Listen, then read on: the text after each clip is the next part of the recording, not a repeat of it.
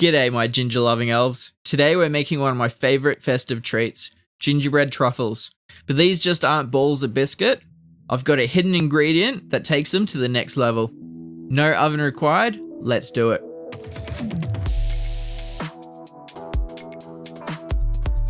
For the candied ginger, just give it a rough chop. We need some larger pieces for the centre and some smaller ones for the garnish.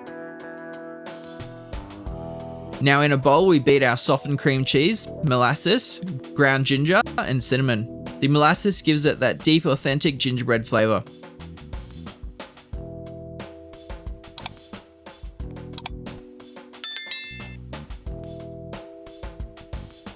Add the pre-crushed ginger nut crumbs and mix it until it forms a dough.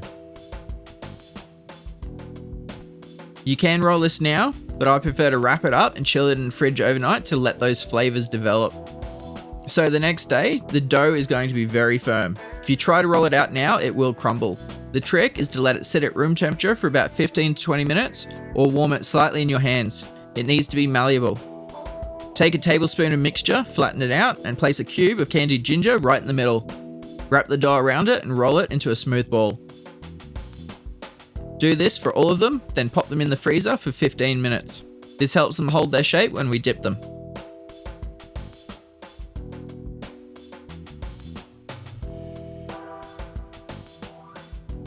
Melt your white chocolate in a microwave or double bane. Dip each cold truffle in, tap off the excess and place it on the baking paper. Or you can do what I'm doing and roll it through the chocolate.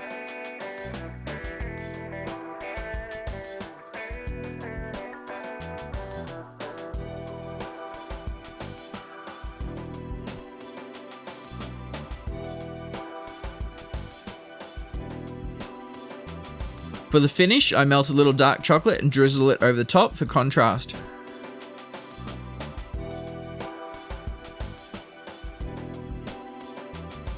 And finally, top a few tiny pieces of that candied ginger before the chocolate sets. And look at that, a rustic looking truffle with a spicy secret inside. These are the perfect gift, if you don't eat them all first. Thanks for watching.